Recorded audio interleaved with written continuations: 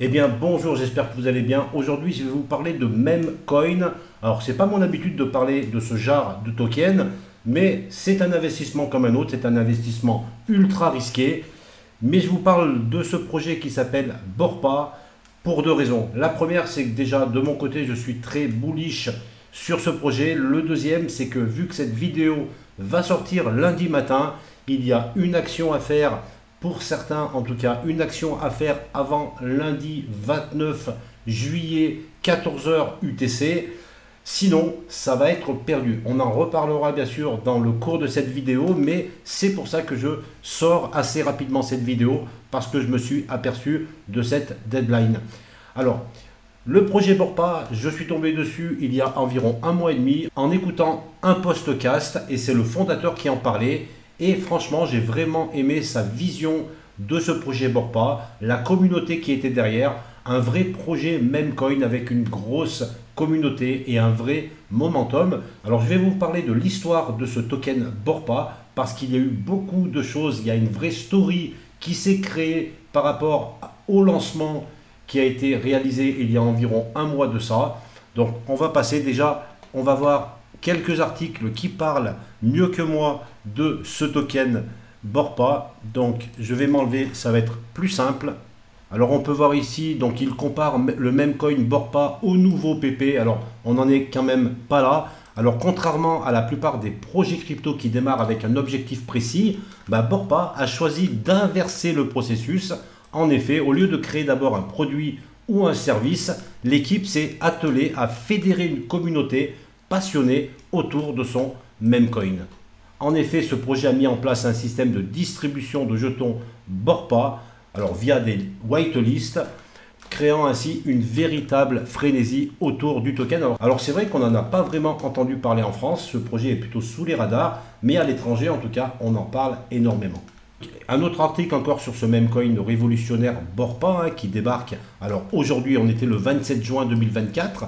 Le monde de la crypto s'apprête à accueillir un nouveau venu qui promet de révolutionner le concept des Memcoins. Ce projet de nouvelle génération, ils le disent, se distingue par son approche omnichaîne, ses mécanismes de déflation et sa forte présence sur Twitter, donc la communauté vraiment au centre du projet. Voilà, donc il promet de chambouler le marché de la crypto, le Memcoin omnichaîne qui défie les attentes. Donc il y avait beaucoup d'attentes en tout cas de la part de tout le monde sur ce projet Memcoin qui est encore une fois le projet Borpa. Alors ces deux articles ont été écrits avant le launchpad du token Borpa qui a été fait le 28 juin, donc il y a pile un mois.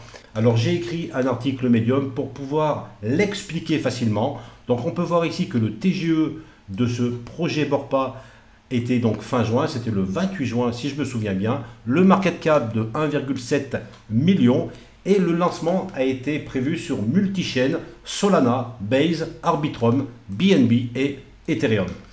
Alors bien sûr, il y avait plusieurs contrats de tokens suivant les blockchains sur laquelle vous vouliez acheter ce token. Et pour pouvoir faire ce lancement multi-chaîne, eh bien, la team a dû faire un partenariat avec un incubateur. Donc, ils ont choisi l'incubateur Entrangle. C'est pas Entrange, c'est bien Entrangle. Je vais modifier ici. Qui devait servir de bridger interchaîne, multisig, etc. Le problème, c'est que ce launchpad a complètement foiré. Donc, moi, j'y ai participé justement. Le bridge Entrangle a pété. Impossible de faire un bridge. Entre autres problèmes, il y a eu plein de problèmes pendant ce launchpad. Le launchpad a été donc arrêté et Entrangle devait normalement fixer donc les bugs de ce bridge pour reprendre le cours du projet. Donc le launchpad a été finalement déporté. On devait le faire 2 ou 3 jours après, une fois que le projet Entrangle fixe tous les problèmes.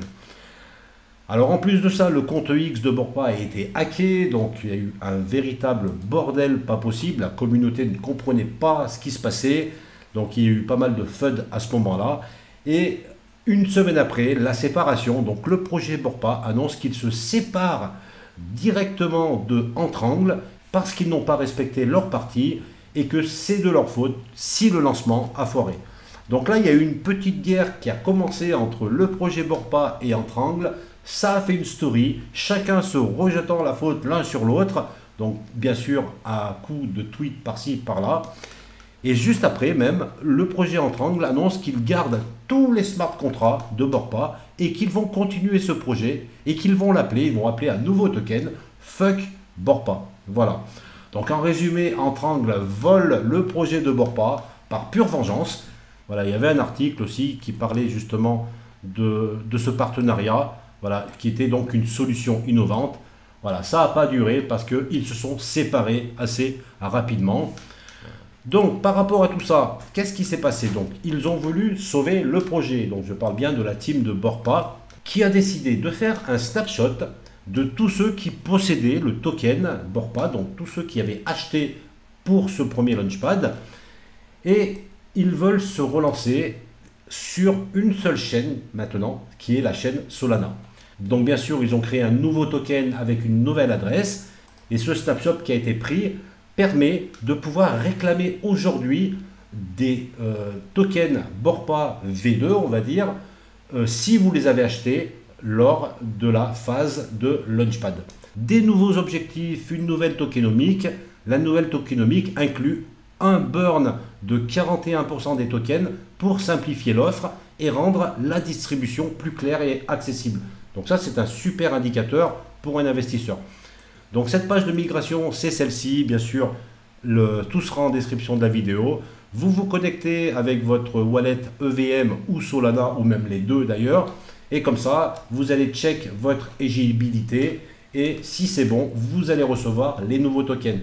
Tous les tokens qui ne seront pas réclamés seront brûlés, et une partie, donc il y a 10% peut-être des tokens qui ne sont pas récupérés, qui vont être conservés par la team pour la création d'un Borpa DAO, donc c'est une gouvernance, et pour financer aussi des projets communautaires. Voilà, tout le reste des tokens non réclamés seront brûlés. Alors ce qu'il faut savoir, c'est qu'aujourd'hui il y a un partenariat qui a été passé avec Layer 0, donc c'est un partenariat entre Borpa et Layer 0 pour utiliser le pont Solana vers EVM de Layer 0, donc c'est un partenariat vraiment qui vise à faciliter l'interopérabilité dans le système crypto en utilisant la technologie avancée de Layer 0, qui a permis déjà de déplacer plus de 1,1 milliard de tokens, de dollars pardon, en liquidité entre les blockchains au cours des 30 derniers jours.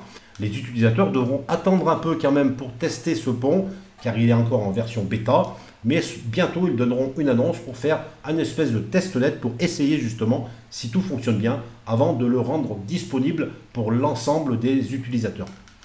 Alors il y a aussi le soutien de Stackland qui est vraiment important. Ils ont fait le point avec Memland, donc Memland c'est vraiment la communauté, la plus grande communauté en termes de memcoin.